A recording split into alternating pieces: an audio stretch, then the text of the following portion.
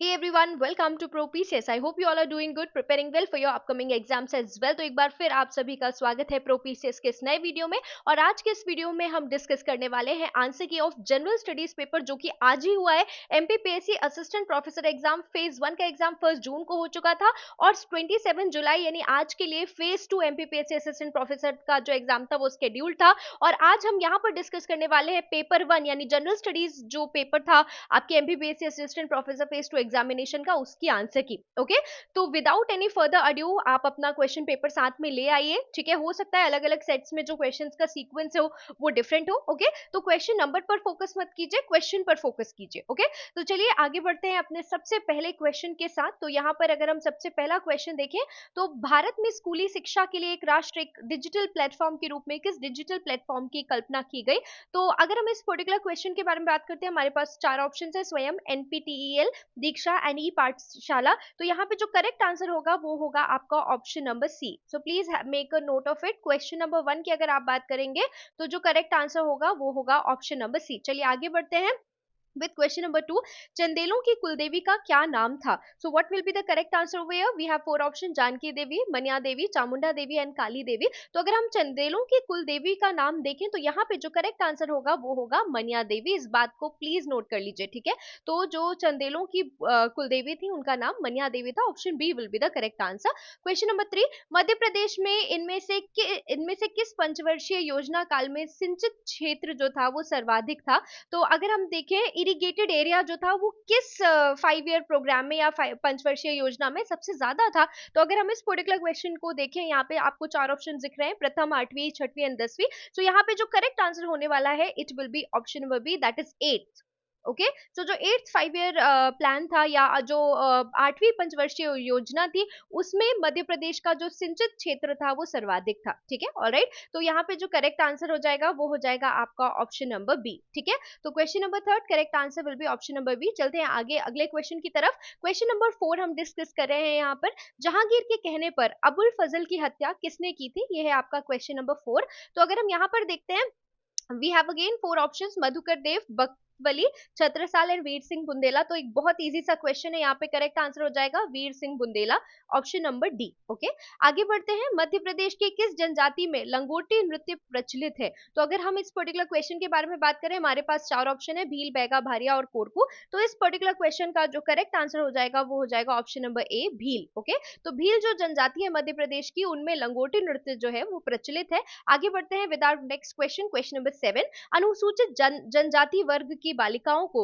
कक्षा 6वीं से 12वीं तक आवासीय सुविधा सहित गुणवत्तापूर्ण शिक्षा हेतु संचालित योजना। यहाँ ध्यान से देखिएगा, ये पूछ रहा है जो अनुसूचित जनजाति वर्ग की बालिकाएं हैं उनके लिए क्लास 6 से 12 तक जो आवासीय सुविधा सहित गुणवत्तापूर्ण शिक्षा हेतु संचालित योजना कौन सी है। ओके, तो हम डिस्कस कर रहे हैं क्वेश्चन नंबर 6 और इसका करेक्ट आंसर हो जाएगा कन्या शिक्षा परिसर। ओके, सो अगर हम बात करते हैं क्वेश्चन नंबर 6 की, correct answer will be option number A, कन्या शिक्षा परिसर जो है वो करेक्ट आंसर हो जाएगा। ठीक है, चलिए आगे बढ़ते हैं विद आवर नेक्स्ट क्वेश्चन। स्थानीय स्वशासन के संदर्भ में निम्न कथनों का अवलोकन कीजिए। तो हमारे पास तीन ऑप्शन है। ठीक है, इनमें से आपको बताना है कि कौन कौन सा जो ऑप्शन है वो करेक्ट ऑप्शन है। ठीक है, ऑलराइट। तो 73वें और 74वें संविधान संशोधन के फलस्वरूप स्थानीय स्वशासन संस्थाओं को संवैधानिक दर्जा प्राप्त हुआ।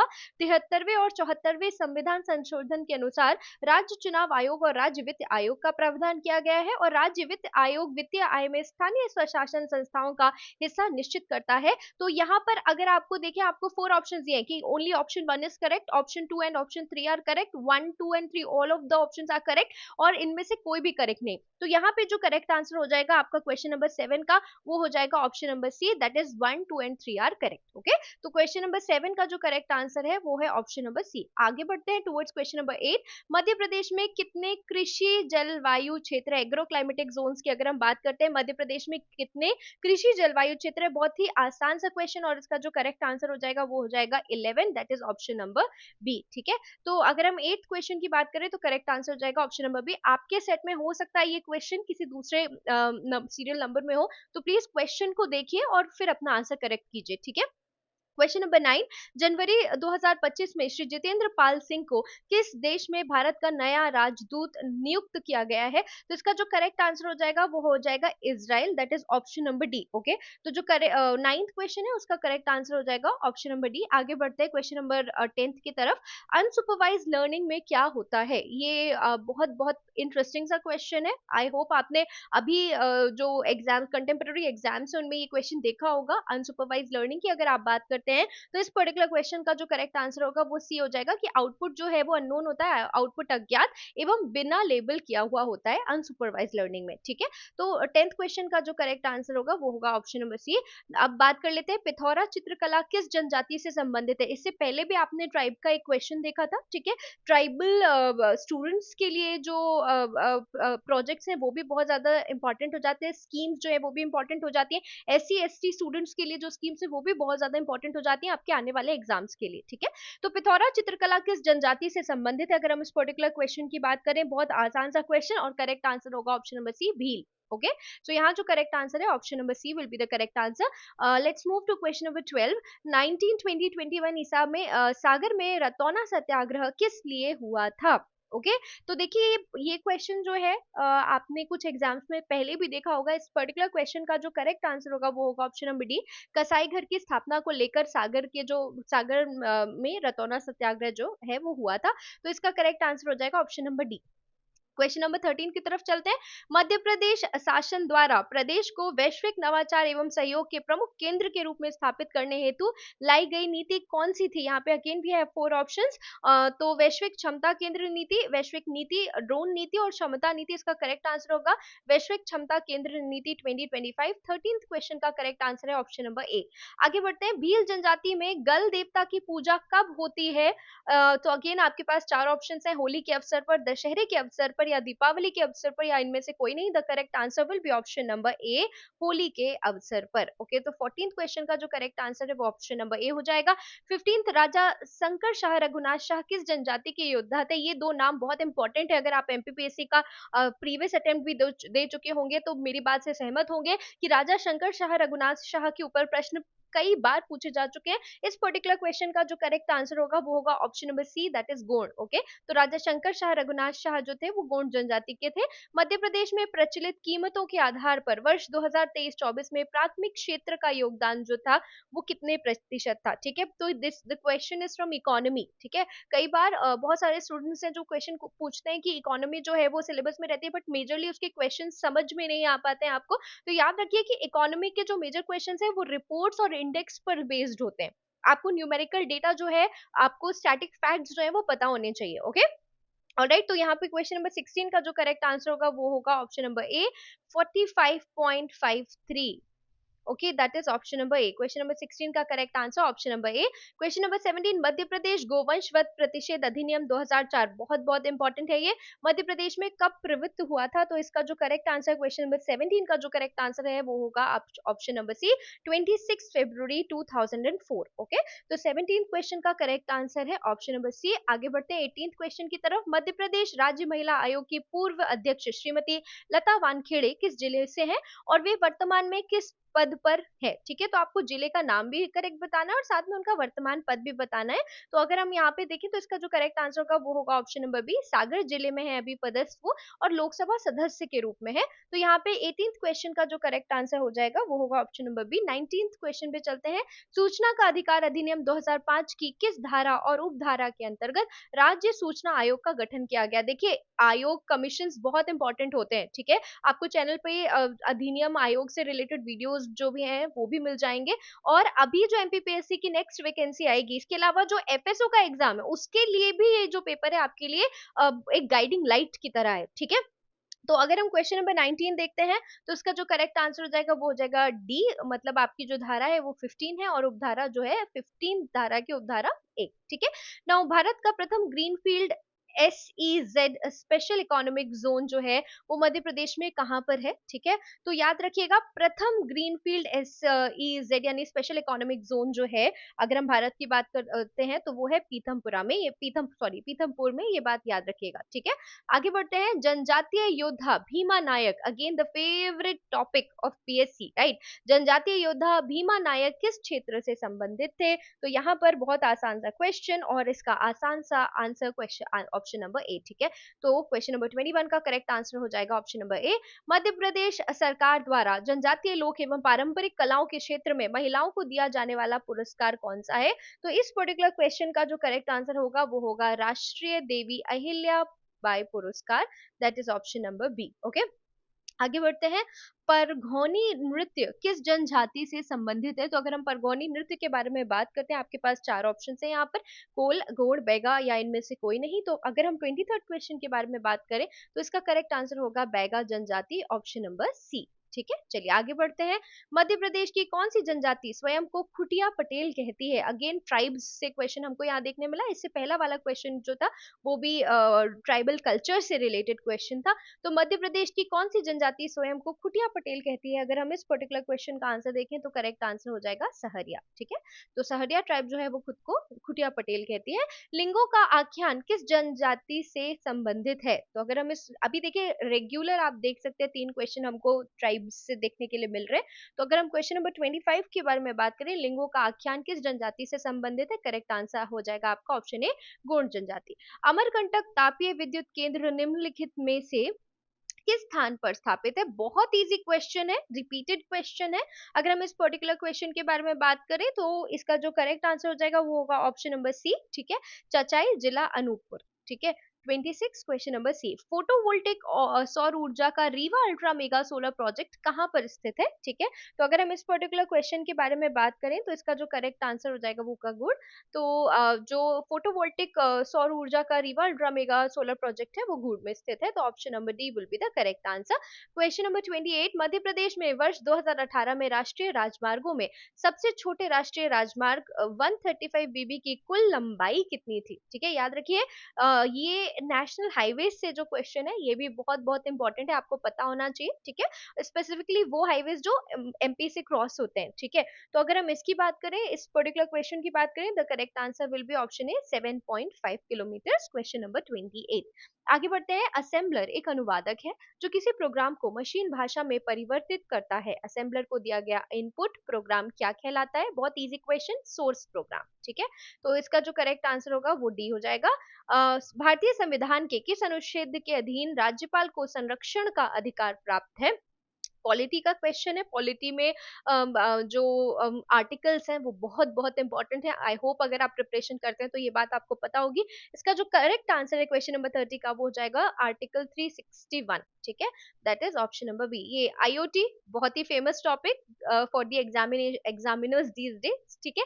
तो इंटरनेट ऑफ थिंग्स के जनक के रूप में किसे जाना जाता है? बताइए इसका करेक्ट आंसर क्या होगा? क्वेश्चन नंबर 31 को अगर आप देखेंगे आपका करेक्ट आंसर होगा केविन एस्टन, ठीक है।